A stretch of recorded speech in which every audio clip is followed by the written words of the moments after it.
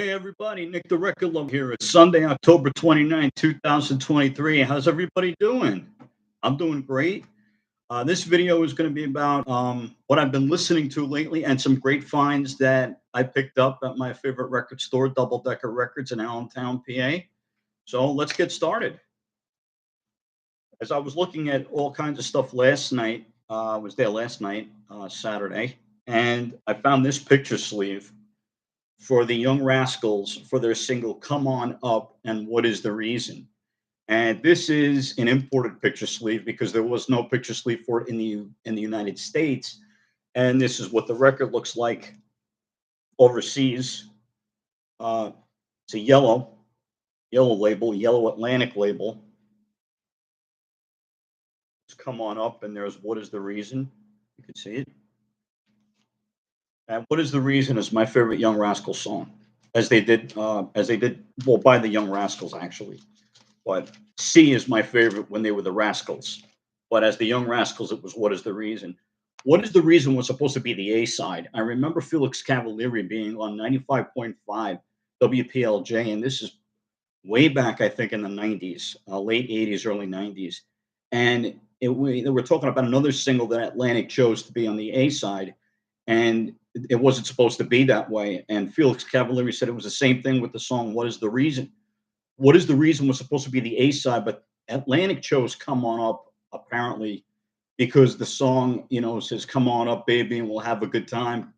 Don't you hear the music, baby?" That kind of stuff. That was, what Atlantic probably thought the public wanted because that's basically what the lifestyle was at that time in 1966 when this originally came out. And it also came out on an album called Collections. Both of the songs came out on an album called Collections in 1966. It's another great record, another great album by them, and that was a great find. It wasn't even that expensive anyway.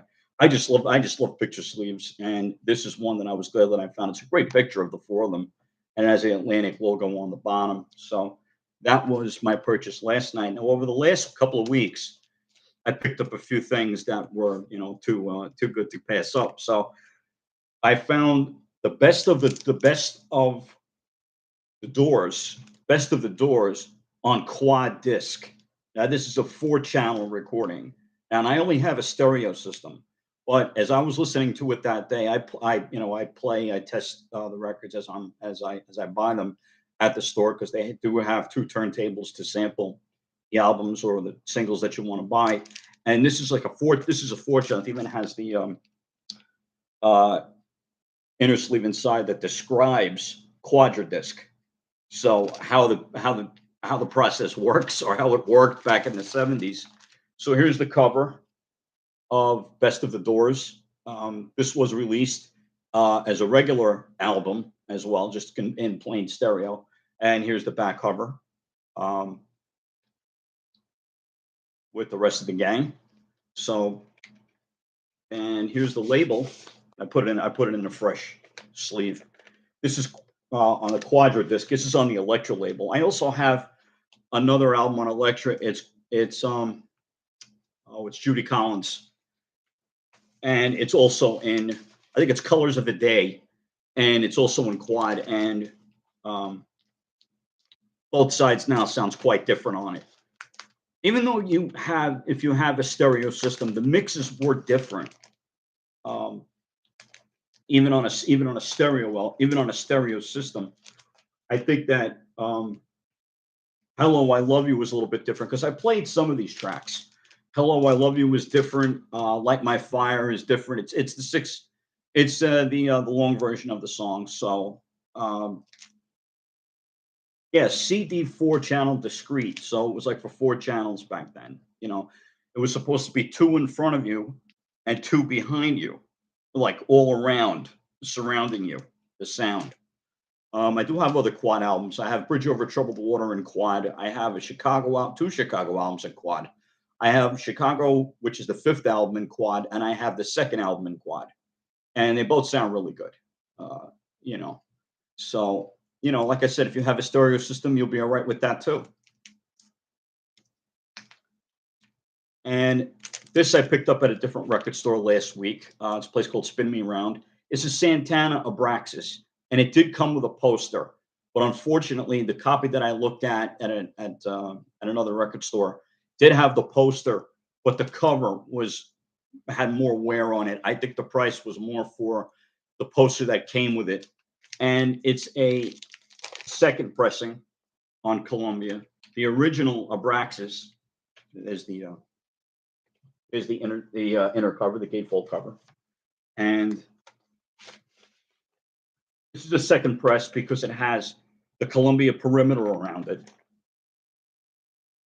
And the first copy. Hi, Stella. Thanks for listening. That's a live chat right now. Stella K. Stella. It's from our Ranting New York Rangers group. That's a lot of fun to be on when the Rangers are playing. And Ranting New York Rangers is a great site. Aaron and Andrew give great play-by-play of the game. They're diehard Ranger fans. And if you guys want to check out the channel, it's Ranting New York Rangers.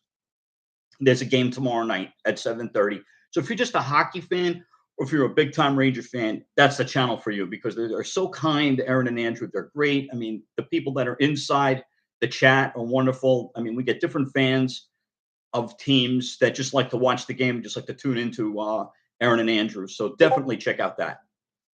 But getting back to Santana Abraxas, this is a second press because it has the Columbia yellow perimeter going around it.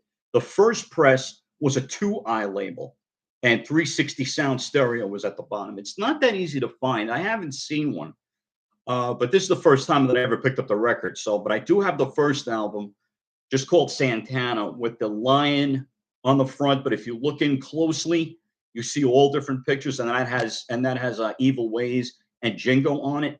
This one has Oye Como Va and Black Magic Woman, which was originally done by Fleetwood Mac in the early days. It was like probably on their first album they did Black Magic Woman.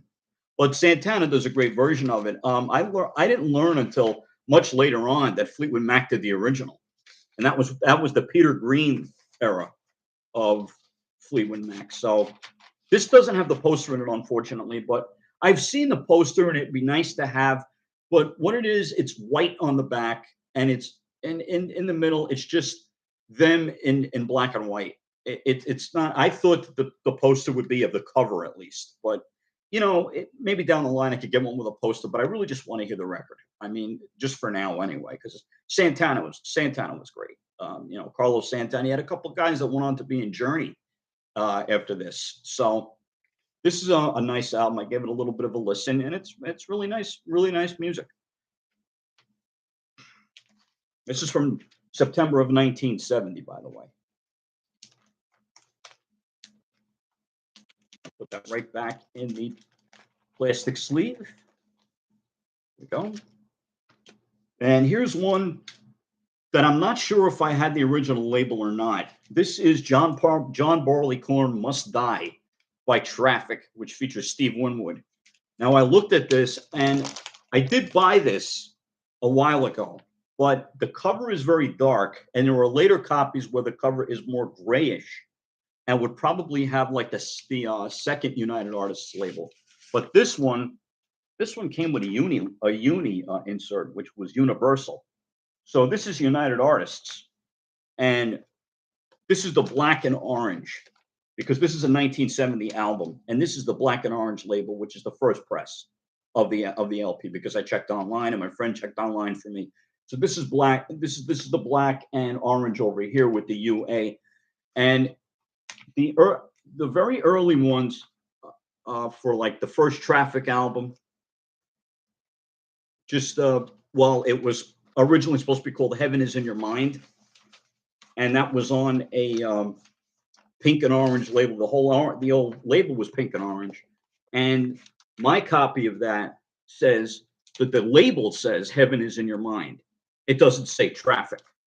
I did see a copy of the Traffic album, which was on this label, the black, all black and the orange on the side, and it was just called Traffic.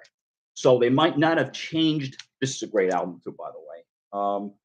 Glad is on it, Freedom Rider, John Barleycorn, of course, and Steve Winwood is, one of the. We got Chris Winwood, and Jim Capaldi on this. It's one of their most creative periods. And that is the original. I mean, the cover's a little bit darker too. It's a little bit of a darker brown. Like I said, the other copies are like a lighter gray and probably have the second or maybe even the third United Artists label. Is one with just like the brown UA and the tan in the background. And then you have the Sunlight one, which is a really nice United Artists label. It has like the clouds and the sunlight coming through. I have quite a number of albums like that. I actually have a Rocky soundtrack like that on United Artists. It's always fun to collect the variations of the labels. So, John Barleycorn Must Die by Traffic, United Artists. And here's something that I was really glad that I found. Prince and the Revolution, Let's Go Crazy, the 12-inch 7-minute version, the single version. And the other side has, of course, Erotic City, and that's a 7-minute mix as well. And it does have the profanity in it, which, I thought was funny that I have Let's Go Crazy on the original 45, which is the shorter version of it. And the other side is Erotic City. And I'm listening to it, and it does drop the F-bomb in the song. And I'm like, on a B-side, on a single? That's amazing. That I can't believe they got away with it on a single. But maybe because it was a B-side, and maybe they didn't think that unless you were a diehard Prince fan, then you'd be really listening to that anyway. But it's also on the Purple Rain album, and it has the uncensored lyrics on it. So, but I've always liked this song, Let's Go Crazy, and I was glad I found the 7-inch. And it's really nice condition. And I found it for $5 at Double Decker Records. And I found a copy last night that was probably a little bit nicer. That was about 12. So I'm glad I was able to get this copy. And I can never get enough of this record. Chicago, the second album on the pale blue cover. I mean, Chicago Transit Authority is great. Their first album is amazing. This one, it's also a double album, as the first LP was.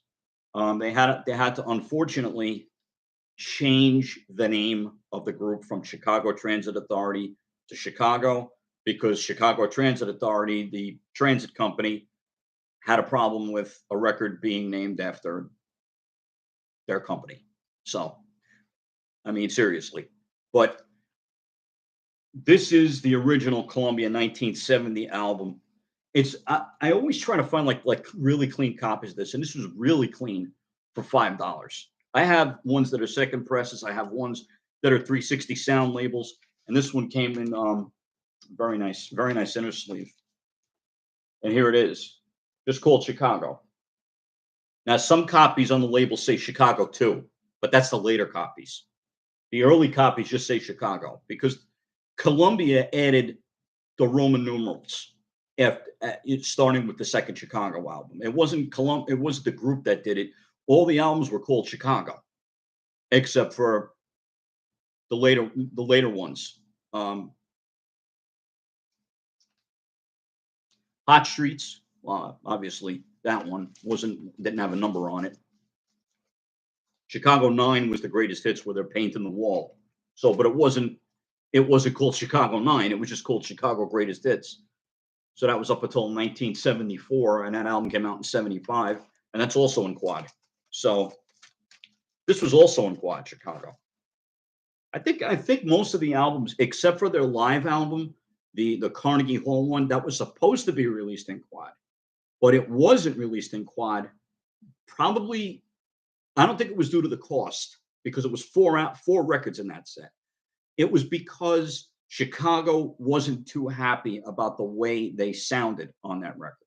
Now that they're being totally hard on themselves, because I have both the CDs and the LPs. I have the little box set with all of the memorabilia that came, the posters, the booklets, or like they say paraphernalia, but they like to say ephemera. That's like a new way of saying paraphernalia that came inside the records, or the inserts, or everything else. And here's the second record. That's Chicago, 2Y label. So you could have gotten this up until possibly maybe the end of 1970, because the Abraxas album was released in September of 1970, and they did have a 2Y label on it. So This you probably could get all throughout the year of 70. And here's the beautiful poster that came inside. I love this poster. It has all the members. I don't like to open it too much, but it's always in really nice shape. The poster is always in really nice shape. It's like a lot of people probably didn't put it up. Maybe they probably left it the way it was because it's such a beautiful poster. And I possibly could put one on my wall because I got about two or three of them, and that's including the ones in the CD sets and the quad set, which is what I was listening to the other night. I was listening to the quad version of this put on a surround sound system, and it really sounds great. But I also have this album, the Steven Wilson remix in stereo, which is nice.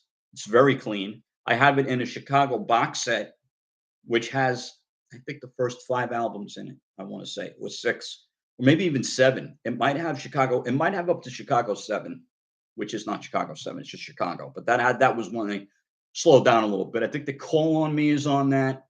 I believe Call on Me is on that. Yeah. Mongonucleosis is on that.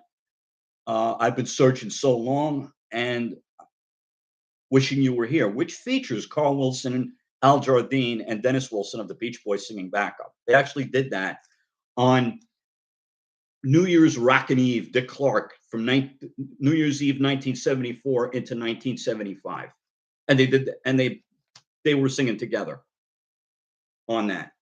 And they also did Darlin' together, that's kind of like but when New Year's Rockin' Eve with Dick Clark actually rocked. That's what they called it, New Year's Rockin' Eve.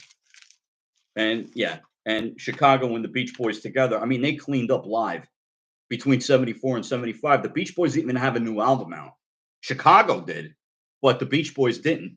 Well, the newest thing they had out was the Endless Summer compilation, which was on Capitol Records in 1974. It opened up a whole new floodgate of fans, of Beach Boys fans who probably weren't as old as the songs themselves, that came out. Because that went up from Surfing Safari up until You're So Good to Me. So from 1962 to 1965. And they called that album Endless Summer. They didn't want to call it Best of the Beach Boys Volume 4 because there were already 3 Beach Boys albums out with volumes. So I don't have 3. I have the first 2. So this is Chicago, the second album. Great record. I mean, especially for the Ballad for a Girl in Buchanan. That has the Make Me Smile, everything, all the songs. It all flows together. You got Color My World. You got Moving In. You got 25 or 6 to 4. You got Fancy Colors. This album is just a masterpiece. I mean, I could never get enough of listening to this album. It really is. It really is a great record. And I'm sure most of you may have it too. If you guys have any of these records, just, leave a comment or, chat with me, talk to me. It's just a Sunday. It's just hanging out, getting relaxing before the week starts again. But if you have any of these records, man, let me know. Give me a comment, say hello or whatever you like. I'm going to save this one for last. Now this I picked up. It was one of those Amazon gift card purchases after Christmas one year. I've been listening to this a lot, especially the CD in the car. This is Fleetwood Mac's Mirage, and it came out in 1982. And I really believe that this is an underrated album. I don't think this gets enough love. I remember Hold Me coming out and getting the cassette tape from the library and listening to Hold Me over and over and over again. But you got Gypsy on here. You got the Book of Love. You have Empire State. And this is the box set, which includes the deluxe set, which I think you could still get this on Amazon. That's where I got mine. This is what the back cover looked like. But this includes a lot of stuff. First of all, it's a beautiful booklet where they talk to Stevie Nicks a lot in it. Stevie Nicks does an interview in here. And she has a little bit of fond memories of the record from what she can remember. So draw your own conclusions. But let's see. You have the 2016 remaster on vinyl. They give you the record. They give you the CDs. They have the original CD The outtakes and the sessions are really, really great on this. Really, really great. You know, they give you 20 outtakes and sessions of all the songs. There's an early version of Love in Store. There's Suma's Walk, which is also known as Can't Go Back before they named it Can't Go Back. It's an outtake. That's All Right is an alternate take. Book of Love has an early version. Gypsy has an early version. Only Over You is an alternate take. Empire State has an early version. But one of the best, well, first of all, you got Oh Diane on this record, sung by Lindsey Buckingham. And Put a Candle in the Window, which is not on the album. It's a run through of the song. Teen Beat is an outtake, and Blue Monday is just like a jam of the Fats Domino tune. And Smile at You is another one. It's an outtake from the sessions, but wasn't used. And what I really like is the early version of Hold Me. It's you just have to listen to it for yourself. It's Christine McVie and Stevie Nicks in the background. You don't have Lindsey Buckingham on that take, but I think it's the superior version to what was used on the album and the single.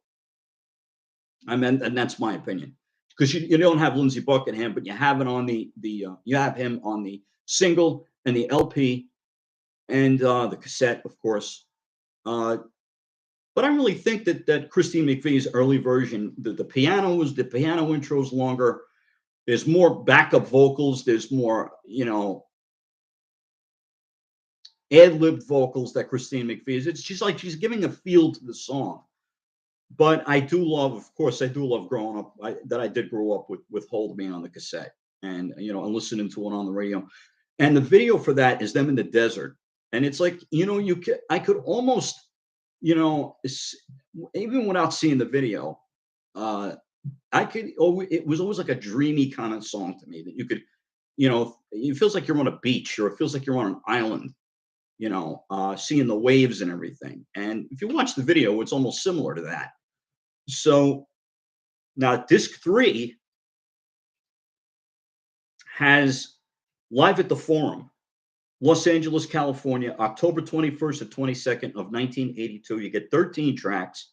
You get The Chain, Gypsy, Love in Store, Not That Funny, which I believe is off of Tusk. You Make Love and Fun, I'm So Afraid, Blue Letter, Rhiannon, Tusk, Eyes of the World, Go Your Own Way, Sisters of the Moon, and Songbird.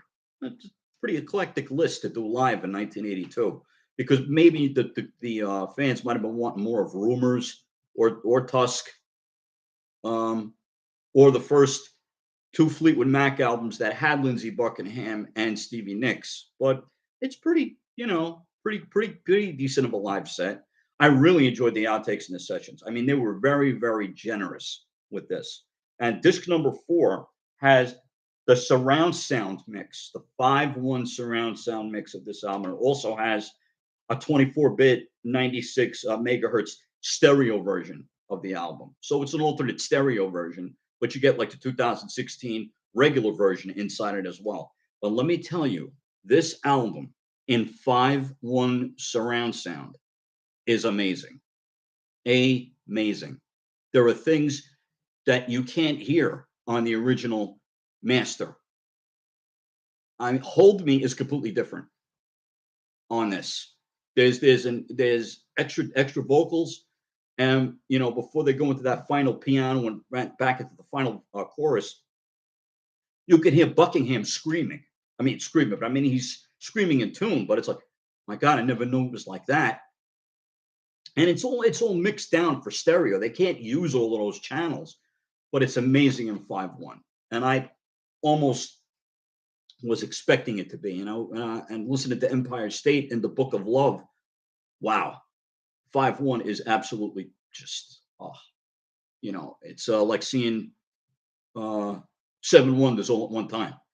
So this is Fleetwood Mac's Mirage, the deluxe set. So I've been listening to the 2016 remaster in the car a lot. on the way to work. That's really that's one of my go-tos lately on CD to listen to. Now, here's the Pièce de Resistance. I'm a big Badfinger fan. I have every one of their albums on Apple. I don't have any material when they, well, I do actually, but when they were the Ivies, they did Maybe Tomorrow, but then they did it as then it was released as Badfinger on the greatest hits, come the best of Badfinger, which was supposed to be called Come and Get It, the best of Badfinger, but it was just called the best of Badfinger. That was the first CD I bought, which had all the hits on it. Before you got that, and that wasn't until 1993, 1994, that you could get a true compilation of Badfinger's early hits. They did have the best of Badfinger Volume 2, which was weird on CD because I was working in a record store at that time. Okay. In 1992. Yeah. 1992, I was working for Sam Goody. And when people were asking for Badfinger, the only things that were on CD was, I think, a Badfinger Live, Badfinger Volume 2, and No Dice. And maybe Straight Up, I think. It was either No Dice or it was Straight Up that was available on CD. But it really wasn't remastered. It was the first issue of the CD of those albums. Now, I did buy the remasters over the years, and they really sound great. I have the original albums. I have Magic Christian Music by Badfinger. I have No Dice. I have Straight Up. I have Ass. And I have Wish You Were Here. And just a self-titled Badfinger when they went to Warner Brothers with all 4 members. I have Airwaves. I have everything on CD. Everything on CD. And all of the Apple material on LPs and CDs. But there was one record I was missing by Badfinger on LP. I have the CD with bonus tracks. Okay. I don't have Airwaves on CD, but I do have the LP. I have a promo. I actually have a test pressing of that record. That was not expensive at all. All it was the white cover with a sheet of paper taped to it with the title of the album and the list of songs. And I had to ask the dealer that I bought it from, is this a bootleg or is this just like a test? He says, no, that's the regular album. It's just a test pressing. It's not a bootleg at all. It's just the way the test pressing came out. No cover art, nothing like that. So I bought it, and it's probably one of my biggest collectibles that I have because I've never seen it before. And for the price that it was, who can leave it there? So I do have a promo copy of it as well, of Airwaves. I have one sealed, and I have the test pressing, and I have a regular stock copy. And a lot of them were cutouts. You know, some of them they were sliced because Airwaves didn't sell very well. It only had 2 members left, 2 of the original members.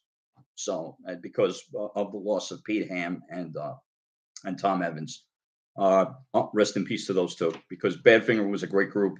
When you had Joey Molland and Mike Gibbons and Pete Ham and Tom Evans. So, but the album I have that I just found on LP that I have on CD with bonus tracks. I was in my friend's shop last week or the week before. I believe it was last week. And I was looking under just the B section of LPs because not very many people, not many record stores or ones that I've visited have a specific Badfinger section. Okay. Oh, and by the way, the Wish You Were Here I have is on green vinyl. I don't have a stock copy on Warner Brothers, but I have it on green vinyl, and it sounds great. So I do have the CD with bonus tracks. All the CDs I have bonus tracks on them, except for Airwaves. I don't have that on CD. Actually, that's on a compilation of Airwaves and the album I'm going to show you. This is the Pièce de Resistance, like I said before. Ladies and gentlemen, I went to the B section looking for Badfinger, and he didn't have it. Normally, what he has is he has Wish You Were Here, possibly Airwaves that I've seen. That's getting easier and easier to find. But here it is on LP. Say No More.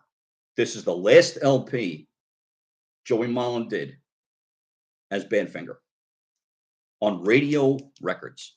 And I have the single off of this called I Got You.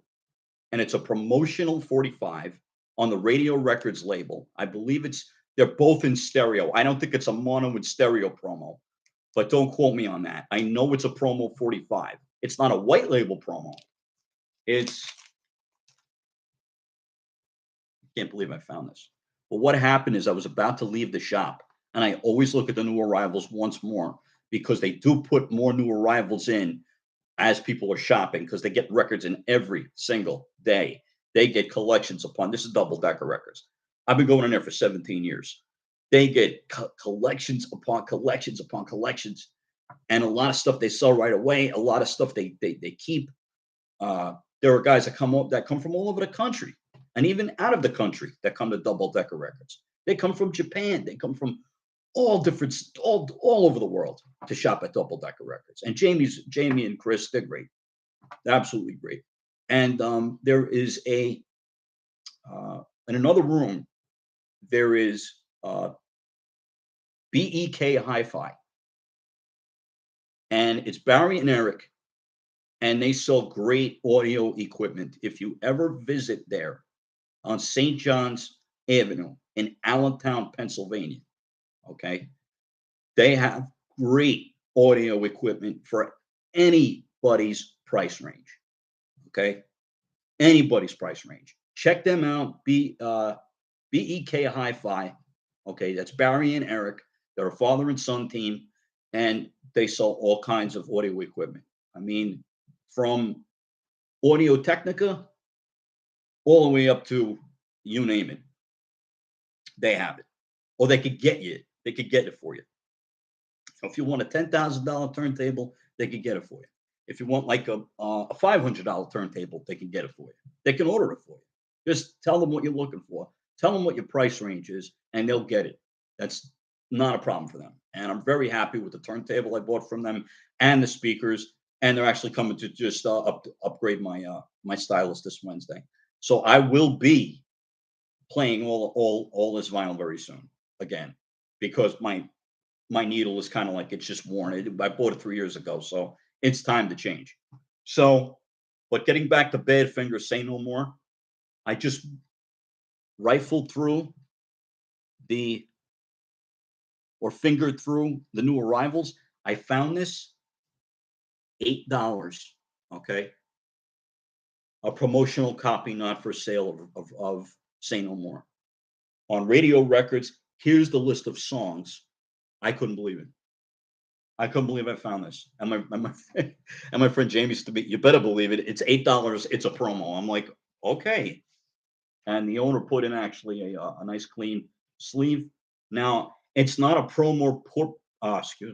It's not a promo per se on the label, because it would say promo not for sale. But this is a promo. But a lot of copies probably just didn't have promo not for sale. The 45 I have I Got You on 45 is a promo 45. It's his promotional copy, not for sale, in the right-hand corner.